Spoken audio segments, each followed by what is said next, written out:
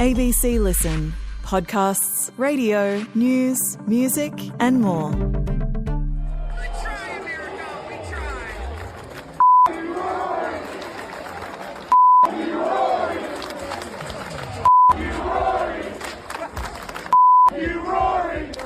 F.U. Rory. That is the sound of American golf fans hurling abuse at Rory McIlroy as Team Europe won the most hostile edition of the Ryder Cup we have ever seen. The rivalry is among the best in sport. It transforms the proper, stuffy game of golf into a clash that crackles with intensity as America and Europe go head-to-head. Now, this encounter was especially spicy. McIlroy and his teammates being feverishly heckled by a simmering American home crowd. But it undoubtedly crossed the line with nasty insults levelled at the Irishman's wife, among other things. This was the worst and the best of sport, all wrapped together. I'm Patrick Stack. This is ABC Sport Daily. Michael Dominski has been covering a bonkers, insane Ryder Cup from Bethpage Black for The Athletic and The New York Times. Michael, as we came into the final day, Europe had such a massive advantage. I mean, the USA put in an incredible showing to make their opponent really sweat. Do you want to just talk to us about what was a dramatic final day and how the visitors got it done in order to claim the Ryder Cup? Yeah, I don't think anyone thought the U.S. had much of a chance going into the start of today, but they really made an incredible effort. It would have been the biggest comeback in the history of the final day of the Ryder Cup if they had pulled it off. And there was a real hour or so coming down the stretch where it really felt like it was in play. They really came close to pulling it off. But ultimately, the visitors, the Europeans, held on for an incredible victory. And so much of it hinged on the Irishman, Shane Lowry, at the last. I can only imagine the nerves jangling for him as he came down the stretch. What did we see from the Irishman in those clutch moments where he ultimately helped Europe retain and eventually claim the Ryder Cup? Yeah, on the 18th hole, he held his nerve where the American Russell Henley couldn't. They had putts of generally similar distance, and Henley's was a little bit further, and he couldn't hit his, and Lowry was able to sink his, and the celebrations in that moment from him and the entire team at the 18th hole were incredible. He did it. And it was a great moment for Lowry, too. You know, yesterday he was paired with Rory McIlroy when McIlroy was receiving a ton of abuse. Much of it was, over the line from the fans, and Lowry really stepped up in that match and carried Rory at times, and it was really an incredible scene yesterday. So for him to come through again today and have the moment where Europe clinched at least retaining and then went on to, fully win the Ryder Cup was really something.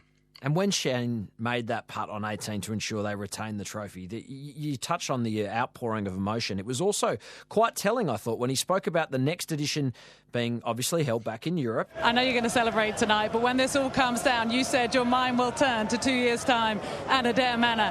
How incredible is a home Ryder Cup going to be for you, Shane? It'll be a little bit nicer than playing here, I know that. Can you tell us what he maybe meant when he was talking about the crowd there being particularly hostile across the weekend? Yeah, it's a New York crowd. I think there was a lot of expectation, a lot of buildup coming in that the home crowd would be especially hostile. Try to do everything that they could to make things go the Americans' way. And as the weekend progressed, the first 2 days were completely dominated by Team Europe. And I think a lot of the energy amongst the crowd, got more and more frustrated, got more and more negative. That bunker's looking tasty. Guys, shut the up.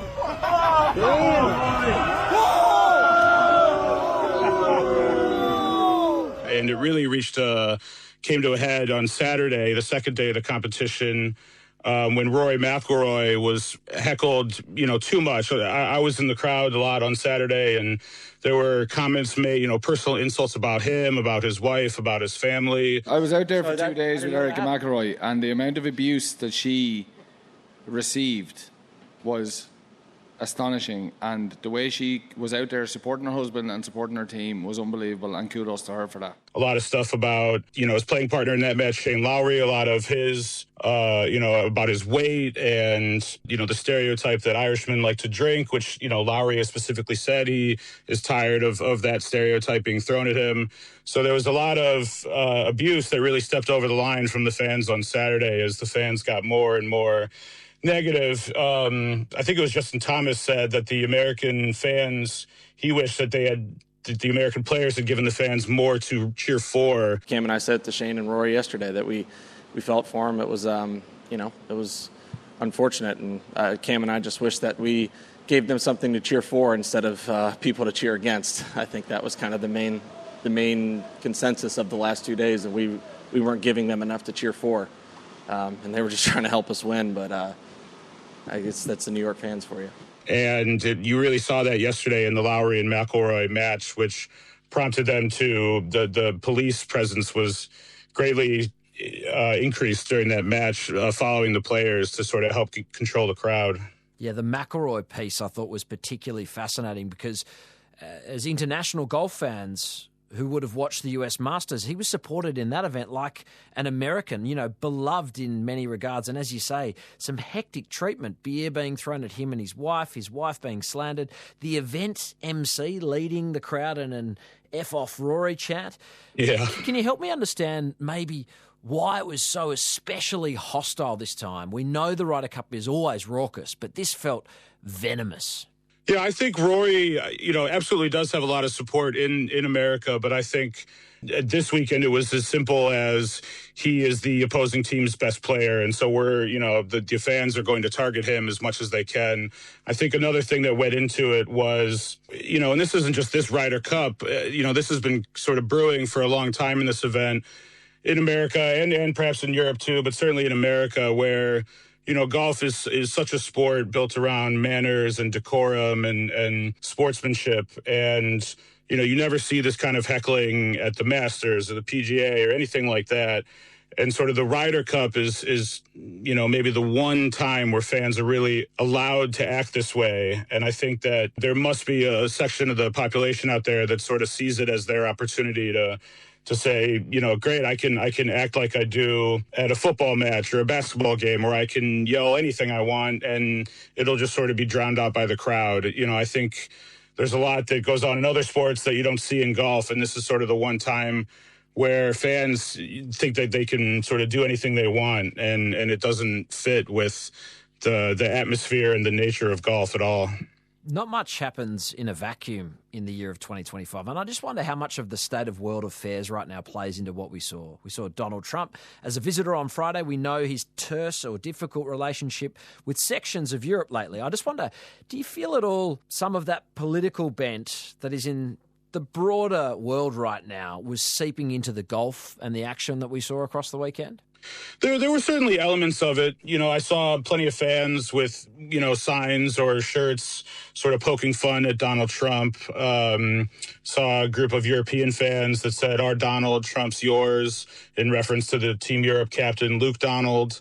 I think from a larger standpoint, it's certainly a very difficult time in America right now, and it does feel as though in the past 10 years, things have gotten just sort of generally worse. People are less hospitable to one another. It's sort of more fractious times, and I think that probably filters into it somewhat. But I'm not sure that if you took Trump out of this event that the American fans would have acted so differently. Talk to us a bit more about the European supporters. What were the European crowds like if we, accept that the Americans were pushing the boundaries? What did you see from the Europeans who are cutting around the course as fans? Yeah, certainly the first 2 days when Europe was just winning left, right, and center, they had a very triumphalist note about them. They were having the time of their lives.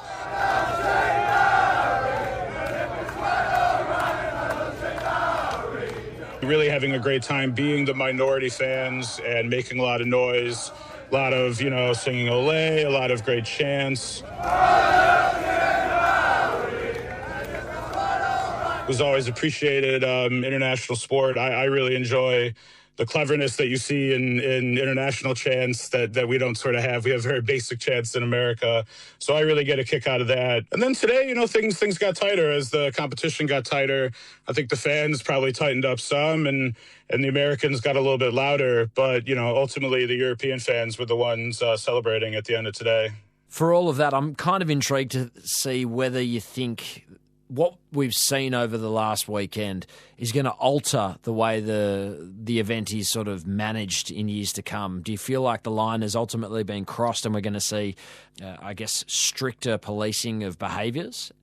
I think so. I think incidents like Rory McIlroy's wife having, a cup of beer thrown at her yesterday, that's the kind of thing that will spur change. In the press conference following the trophy celebration today, Rory spoke about it. This should not be what is acceptable in the Ryder Cup, but we will be making sure to say to our fans in Ireland in 2027 that what happened here this week is not acceptable. And it's, for me, come and support your home team. Come and support your team. I think if I was an American, I would be annoyed that I didn't hear a lot of shouts for Scotty today, but I heard a lot of shouts against me.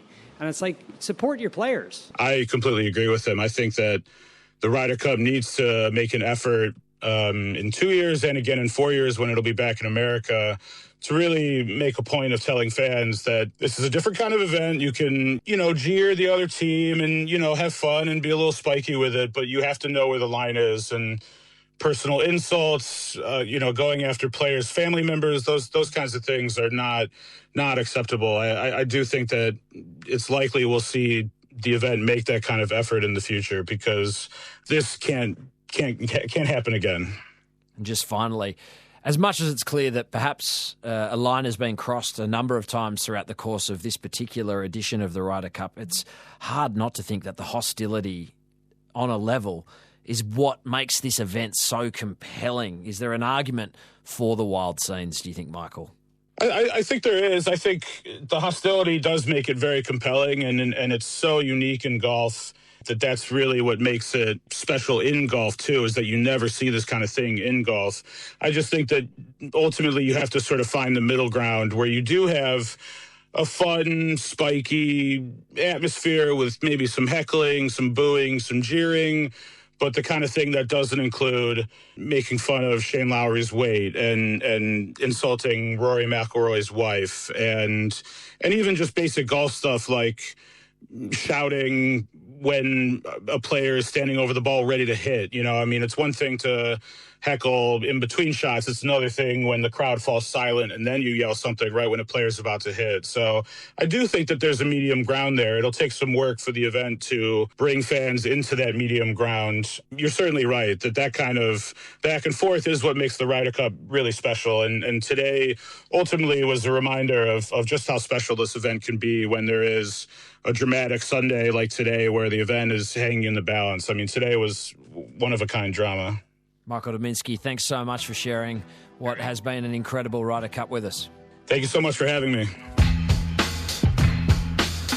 Headlines. Brisbane ended Penrith's pursuit of a fifth straight NRL title at Lang Park in a 2-point thriller. Is that dynasty over for Penrith? Here's coach Ivan Cleary. I'd like to think there's, more in us. I'm not going to win it this year, but... From a Brisbane perspective, 14-0 down against the team that beat you in the 2023 Grand Final. Reece Walsh, your star player, handing off the kicking duties to captain Adam Reynolds, who had missed a similar shot in the 2021 Grand Final while playing for Souths. With that all hanging over him, he did this. Reynolds approaches.